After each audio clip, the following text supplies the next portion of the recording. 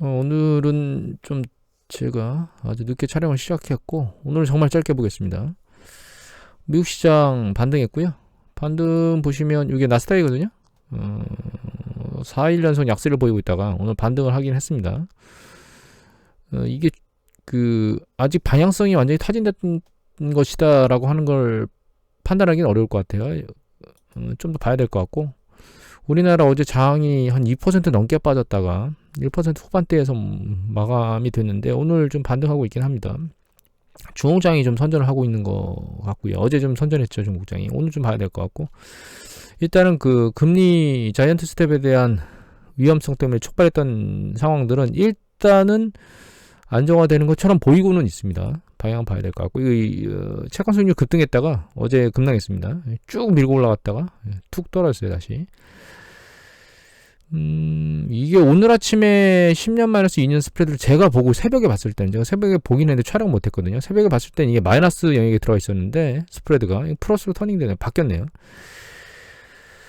자, 일단은 오늘 이제 0.75 올렸는데 0.75 올린 것보다는 이게 시장이 왜 이렇게 반응을 하는가라고 하는 부분이 더 중요할 거예요. 그래서 어젠가 제가 새벽에 그저께인가요? 그거 보여드렸잖아요. 0.75 올리면 오히려 시장이 안정화될 수도 있다라고 하는 그런 시각을 가지고 있는 사람들이 있다고 얘기를 드렸는데, 그 시각이 나올 수 있는 가장 주된 이유는 인플레이션 압력이 존재하고 금리가 높이 올라가는 거는 맞는데, 중요한 건 다른 여건들이 괜찮기 때문에 금리 인상 자체만으로 단기간에 큰 충격이나 이런 것들, 경기의 충격에 대한 생각은 안 들기 때문에 오히려 인플레이션을 잡을 수 있다라고 초강수를 두는 게, 인플레이션을 잡음으로써 일정 부분 소프트 랜딩에 더 가까워질 수 있다라고 하는 것들을 시장에 시그널로 전달하면서 안정화될 수 있다라고 보는 거거든요.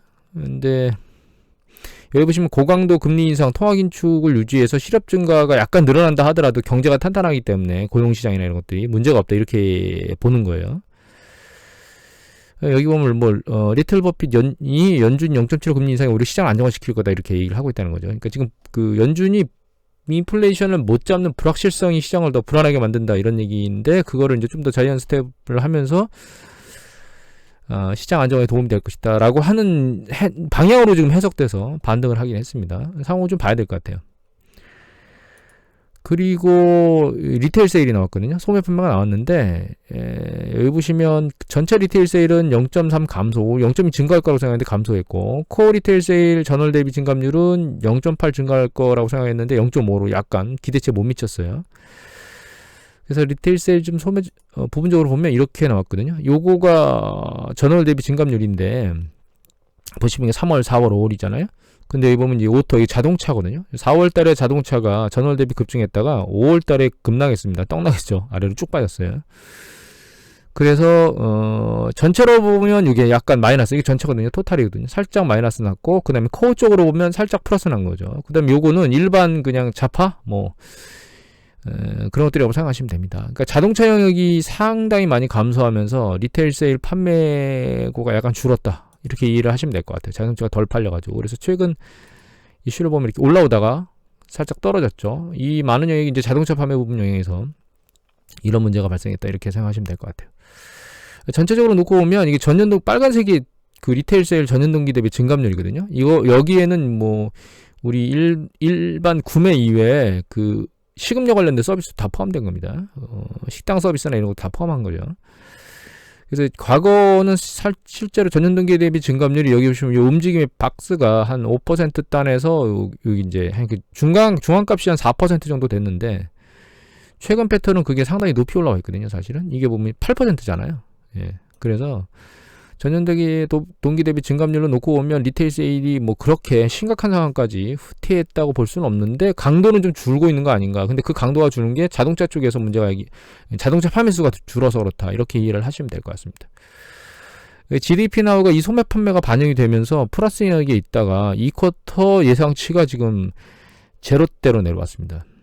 플러스 성장이 아닌, 그러니까 지금까지 발표된 경제 지표만 보고 이건 계속 측정하는 거예요. 소매 판매 나온 것까지 측정해서 이제 이렇게 나왔습니다. 향후 상황은 좀 더 봐야 되겠는데, PCE 쪽에서 긍정적인 데이터가 나오면서 올라갈 거라고는 생각하고 있습니다. 그리고 요게 이거 어드바이저 퍼스펙티브에 나오는 데이터 중에서 이제 4개의 주요 데이터들의 전월 대비 증감률을 가지고 경제 상황이 지금 어떻게 돌아가고 있는가를 보여주는 차트거든요. 그래서 고용, 산업 생산, 그다음에 소매 판매, 실질 소득. 그러니까 실질 판매, 실질 소득입니다. 실질 소매 판매가 여기 1.23 마이너스로 줄었거든요, 전월 대비. 그런데 고용 측면은 괜찮게 나왔고, 아직 산업 생산하고 소득은 데이터가 안 나왔어요. 소득은 이제 6월 30일 날 데이터가 나올 건데, 산업 생산도 이제 좀 시간이 지나야 나오겠죠. 그래서 결과적으로는 이제 이 두 가지를 같이 봐야 되는데, 전체적으로 다 쓸려 내려가는 패턴은 아니고, 일정 부분의 영역에서 약간 강도가 떨어지는 그런 패턴을 보이고 있긴 합니다. 근데 떨어진 강도가 조금 세긴 셉니다.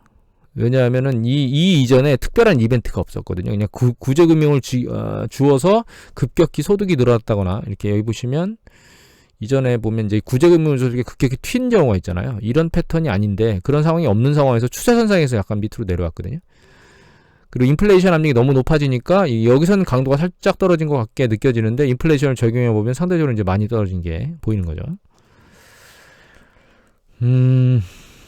일단 인플레이션 압력을 줄이기 위해서 공식적으로 7월 달에 바이든이 간다고 발표를 했습니다. 잡지 않으면 큰일 난다고 하는 것들이 이제 수면 위에 올라와서, 결과적으로는 하반기로 가면 갈수록 인플레이션 압력을 줄이려고 연준도 액션을 하고 있고, 그 다음에 정치권에서도 이 액션을 해야 돼서 두 개가 이제 맞물리면서 인플레이션 압력을 그러니까 이게 잠잠하게 눌러야 될 것 같고, 그 상황에서 이제 가계 소비 지출이나 이런 영역들이 잘 자리를 잡고 이제 꺾이지 않는, 고용이나 이런 것들이 상승한다 하더라도 상대적으로 덜 상승하는, 그러니까 약간 우려가 섞인 정도의 강도가 아니고 약간 후퇴하는 정도. 고용시장도 과열되어 있기 때문에, 그래서 고용시장이 약간 과열된 게 약간 후퇴하면 그것도 인플레이션 압력에 대해서 일정 부분 줄어드는, 그 다음에 집값이 상승 탄력을 잃으면 그것도 역시 인플레이션 압력에서 약간 누그러뜨리는 그런 것들이 이제 하반기로 가면 그런 형태의 패턴이 움직이지 않을까라는 생각을 하게 되는데, 문제는 그렇다라고 해서 경제 사이클에 대한 부분이 확연히 무엇인가 이제 패턴으로 더 좋아지는 부분이, 그러니까 훨씬 더 좋아질 것이다라고 인지를 해야 되느냐, 이제 그 반대 국면이 있다는 거예요. 그 반대 국면이 뭐냐면, 금리가 너무 빨리 올라가기 때문에 금리 올라가는 그 차입 비용 있잖아요. 차입 비용이 너무 많이 올라간다는 그런 문제점이 있어요.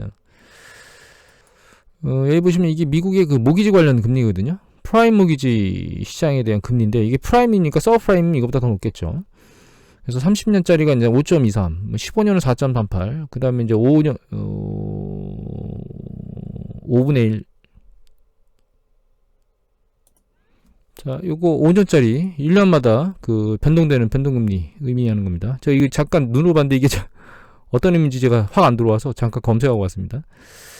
그래서 이 금리가 상당히 높기 때문에 이 높은 부분이 중앙은행이 기준금리를 이제 앞으로 계속 빨리 올릴 거잖아요. 그래서 뭐 올해 안에 3.4%를 지금 막 얘기하고 있는데, 그러면 이 모기지금리 상당히 빨리 올라가고 다른 금리 역시 빨리 올라갈 거기 때문에, 그런 부분에서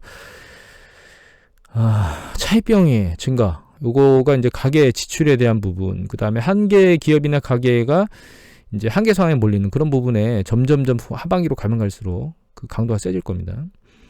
그래서 이번 시장이 좀 안정화돼서 들린다고 해서 축배를 들을 게 아니고, 안정화되면서 하반기로 가면 갈수록 시장이 머리를 들면 그때는 현금 포지션을 공격적으로 확대하는 그런 형태로 가야 되는 게 아닌가라는 생각을 아주 강렬하게 하고 있습니다. 어느 분이 댓글에다 다셨더라고요. 여기서 포지션을 축소했는지 궁금합니다라고 댓글을 다셨는데, 포지션 축소 안 했습니다. 지금 안 하고 반등하면 포지션 축소를 할 건데, 그런 반등할 때 강도가 세서 올라갈 때 그러면 계속 올라갈 거라고 생각하고 기다릴 거냐? 아닙니다. 그렇게 생각 안 하고 있고, 반등해서 올라가면 포지션을 줄이면서 현금 확대를 계속 진행을 해야 되고, 다음번 그러니까 요번에 이제 올 경기 수축에 대한 그 대비를 하고, 그 다음에 경기 수축 국면의 바닥에 다시 진입할 때 매수를 늘려야 되는 그런 포지션 확대, 현금 포지션 확대로 전략을 생각하고 있습니다. 오늘 이것을 마치도록 하겠습니다.